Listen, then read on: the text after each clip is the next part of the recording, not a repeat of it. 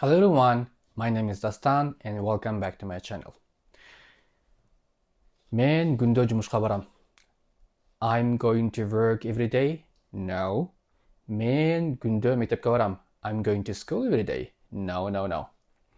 Эгерде сиз ушул каталарды кетирип жатсаңыз, демек сиздин англис тил деңгээлиңиз эң төмөнкүлөрдүн бири болуп эсептелинет. Мен дагы бизге келген жаңы студенттерге тест өткөзүп, ушул сыяктуу сүйлөмдөрдү бергенде бардыгыбыз I'm жана этиш сөзгө int кошконду жакшы көрөбүз. Бүгүнкү сабакта достор биз I'm going to work now жана I go to work every day деген эки сүйлөмдүн ортосундагы, эки идеянын ортосундагы айырмачылыкты үйрөнгөнгө аракет кылабыз. Демек, эгерде сиз бир нерсени күндө кылып жатсаңыз, дем алыш күндөрү кылып жатсаңыз, бир айда бир кылсаңыз, жылына бир жолу кылсаңыз, демек бул негизи эле болуп жаткан кыймыл аракеттер.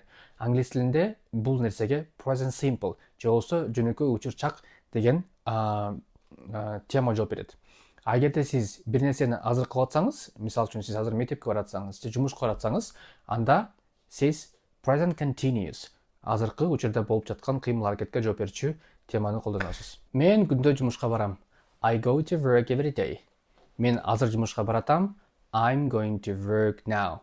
Көрсө достор, эгерде сиз күндө кылып жаткан кыймыл аракет жана сүйлөшүңүз келсе, анда сиз эч кандай I'm, эч кандай int мүчөсүн этишке кошпой сүйлөп өткөнсүз. I go to work. Мен күндө жумушка барам. I go to school. Мен күндө мектепке барам. Эгерде сиз азыркы малда кылып жаткан аракет жана сүйлөшүңүз келсе, анда сиз тескерисинче I'm жана этиш сөзгө int мүчөсүн кошуп сөйлөткөнсүз.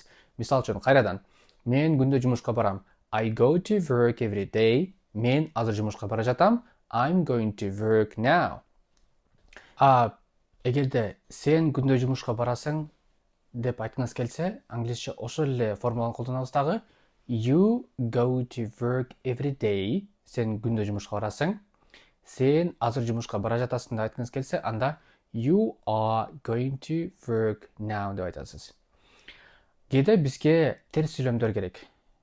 Башкача айтканда, мен күндө жумушка барбайм, же болбосо мен дем алыш күндөрү жумушка барбайм деп кантип англисче айтабыз. Мен жумушка дем алыш күндөрү барбайм. I don't go to work on the weekend. Же болбосо it's a weekend. Эки варианттын иштей берет. Сен жумушка дем алыш күндөрү барбайсың. You don't go to work on the weekend. You don't go to work on the weekend. Же болбосо бизге суроо бериш керек, достор. Сен дем алыш күндөрү иштейсиңби? Же болбосо жумушка барасыңбы деп кантип сурайбыз. Анда бизге сүйлөмдүн башында do деген жардам кетиш керек болот. Сен күндө жумушка барасыңбы? Же болбосо сен дем алыш күндөрү жумушка барасыңбы? Do you go to work on the weekend? Do you go to work on the weekend? Эгерде сен азыр жумушка баратасың деп сурагыңыз келсе, анда ал жака деген жардам кетиш астыга чыкмакчы. Are you going to work now? Are you going to work now? Жооптор кандай болот? Do you go to work on the weekend? Yes, I do. No, I don't. Are you going to work now? Yes, I am. No, I'm not. Достор, ушундай кыскача маалымат менен бүгүн сиздер менен бөлүшкүм келди. Эгерде буга чейин ушул теманы түшүнбөгөнсүңүздөр,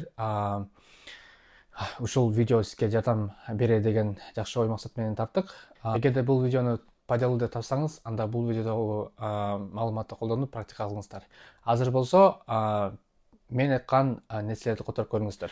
Англисче мен күндө китеп окуйм деп кандай айтабыз? 5 секунд.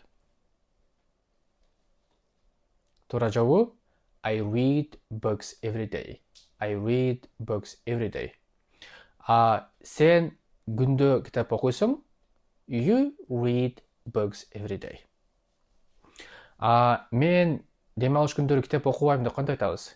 5 секунд. Туура жообу I don't read books on the weekend. I don't read books on the weekend. Сен дем алыш күндөрү китеп окуйсуңбу деп суроону кантип берет элеңиз? Туура жообу Do you read books on the weekend? Do you read books on the weekend? Сиздерге достор акыркы суроом, азыркы маалда сен азыр китеп окуп атасыңбы деп кантип сурайбыз? 5 секунд. туура жообу Are you reading books now? Are you reading books now? Туугандар, биздин Ethno English YouTube каналыбызда көптөгөн сизге пайдалуу англис тилин үйрөнүү боюнча, англис тилиндеги тематикалар боюнча видеолор чыгып турмакчы. Андыктан бизди жогото албаш үчүн подписаться кнопкасын басып, бизди колдоп, өзүңүздүн оюңуздарды же болбосо өтүлгөн темалар боюнча комментарий жазып турсаңыздар, сизге дагы бизге дагы пайдалуу болмокчу. Андыктан бизге подписация кылганды унутпаңыздар. Эмки видеолордо көрүшкөнчө. See you. Bye bye.